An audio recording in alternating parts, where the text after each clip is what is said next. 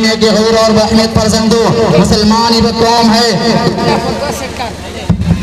جس نے اس ملک پر دست و درازی کرنے والے ظالموں کو کبھی معاف نہیں کیا۔ جب بھی اس ملک کی عظمت کو تاراج کرنے کے لیے اس ملک کی طرف متوجہ ہوئے ہیں تو سب سے پہلے اس قوم نے اپنی جان کی بازی لگا کر وطن کی حفاظت و صیانت کی ذمہ داری نبھایا ہے۔ وہ قوم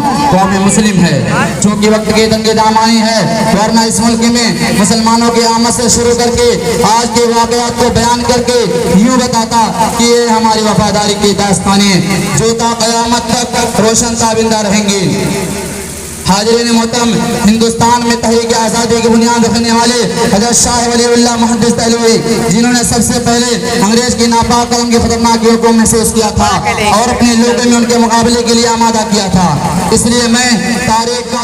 یہ کہنے کی جرات رکھتا ہوں کہ 1857 میں بنگال کے سرزمین سے ابھرنے والے نواب سراج الدولہ اور میسور سے ابھر کر جہاد آزادی کی سزا لگانے والے باطل جلیل مجاہد آزاد سلطان ٹیپو شہید کا میدان میں قدم رکھنا حضرت مسند الہند شاہ ولی اللہ محدث دہلوی کے دینی رہنمائی کا نتیجہ ہے۔ بالآخر 1799 میں سلطان ٹیپو شہید کو شہادت ملی تو ایک انگریز نے سلطان ٹیپو شہید کی لاش کو ٹھوکر مار کر کہا تھا کہ خلقت خدا کے ملک بادشاہ کا حکم فرمان انگریز بہادر کا چلے گا، یعنی بادشاہ نام کا بادشاہ ہوگا، ہمارے فرمان کا تابع ہوگا، اس کا ہر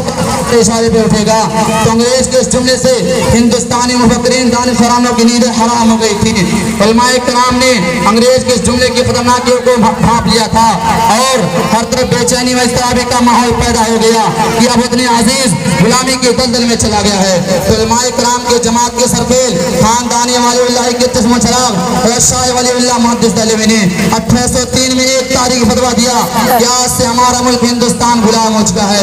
اب یہاں کے مسلمانوں کے لیے صرف دو آپشن ہیں، یا تو جہاد یا تو اس ملک سے ہجرت۔ بس حضرت شاہ صاحب کا فتویٰ آنا ہی تھا کہ پورے ملک میں جنگ آزادی کی فضا دکھائی دینے لگی۔ مدارس کے علماء نے جنگ آزادی میں شرکت کو قاری صاحب تصور کرتے ہوئے اس جنگ کے سب اول میں اپنا مقام بنایا۔ خانقاہوں کے صوفیاء نے اپنی خانقاہوں سے مجاہدین پیدا کر کے میدان کارزار میں اتارا اور پورے ملک کے ہر ہر گوشے اور ہر چپے پہ جنگ آزادی کا علم بلند ہوتا دکھائی دینے لگا۔ فتوے کے بعد سب سے پہلے جس قوم نے اپنی جان ہتھیلی پر لے کر میدان جنگ کے اندر آئے وہ حضرت شاہ صاحب کے نسبی اور روحانی فرزندوں کی جماعت تھی، یعنی آپ کے ارشد خلفاء کے اسماء میں سے ایک اہم نام سید احمد سید کا ہے۔ آپ کی سربراہی میں 1857 میں جنگ ہوئی، ملک کے حصوں وطن کی آزادی کا مارکا گرم ہونے لگا۔ انہی مارکوں میں سے ایک مارکا شاملی کے میدان میں پیش آیا جس کی قیادت حضرت سید طائف حاجی امداد اللہ مہاجر مکی کر رہے تھے۔ ان کی معاونت میں حجت الاسلام حضرت مولانا محمد قاسم نانوی، فقیہ النص حضرت مولانا رشید احمد گنگوہی کر رہے تھے۔ اسی جنگ میں حضرت حافظ دامن شہید ہوئے۔ 51 کی جنگ آزادی میں علماء کرام کو جن مراحل سے گزرنا پڑا ہے کہ ان کے ذکر سے بھی کلیجہ منہ آتا ہے۔ ہزاروں علماء کو کھولتے ہوئے تیل میں بھون ڈالا گیا، ہزاروں کی تعداد میں پھانسی کے پھندے پہ چڑھا دیا گیا، ہزاروں کی تعداد میں پھانسی کے پھندے میں چڑھا دیا گیا۔ ایک انگریز مصنف خود لکھتا ہے کہ 1857 میں 40 علماء کرام کو بلایا جاتا اور کھولتے ہوئے کرائے میں ڈال دیا جاتا، لیکن مجھے کوئی ایسا عالم نہیں ملا جس نے اپنے جان کے لیے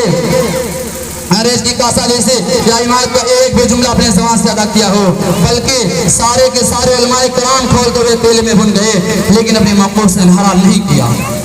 زباں کاٹ لو یا میرا سر اڑا دو، زباں کاٹ لو یا میرا سر اڑا دو، نہ بدلیں گے ہرگز خیالات میرے۔ اس قافلے کے سب سے پہلے دین و دنیا سے آراستہ و پیراستہ اکابرین ملت کر رہے تھے جن کے سامنے وطن عزیز سے محبت، وطن کے سچے جذبات تھے، وہ بس ایک ہی بات جانتے تھے کہ عزت سے جیے تو جی لیں گے یا جام شہادت پی لیں گے۔ محترم حضرات، اس ملک کے سب سے بڑے غیر مسلم لیڈر مہاتما گاندھی نے کہا تھا کہ اگر مولانا محمود حسن دیوبندی اور مولانا حسین مدنی نہ ہوتے تو ملک ہندوستان کبھی بھی آزاد نہیں ہوتا۔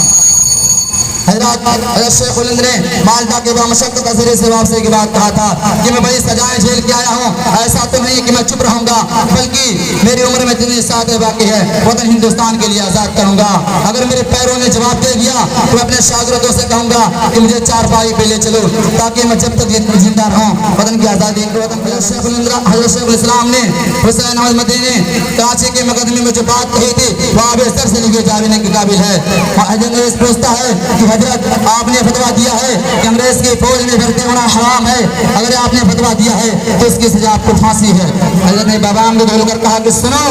میں نے کل بھی یہ فتویٰ دیا تھا کہ انگریز کی فوج میں بھرتی ہونا حرام ہے، اور آج بھی فتویٰ دے رہا ہوں کہ انگریز کی فوج میں بھرتی ہونا حرام ہے، اور جب تک زندہ رہوں گا یہی فتویٰ دیتا رہوں گا کہ انگریز کی فوج میں بھرتی ہونا حرام ہے۔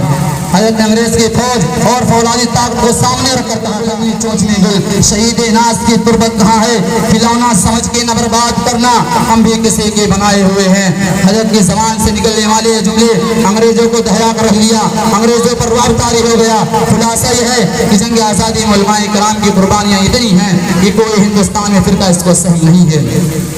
اب میں سے شعر کے ساتھ اپنی تقریر کو ختم کرتا ہوں کہ تل نہ سکتے تھے اگر میدان میں اڑ جاتے تھے، تل نہ سکتے تھے اگر میدان میں اڑ جاتے تھے، پاؤں شیروں کے بھی میدان سے اکھڑ جاتے تھے، اور ان سے کوئی مخالفت ہوا تو بگڑ جاتے تھے، تیر کیا چیز ہے توک سے لڑ جاتے تھے۔ وآخر دعوانا الحمدللہ رب العالمین۔ ماشاءاللہ، بہت خوب۔ اب میں ان کے بعد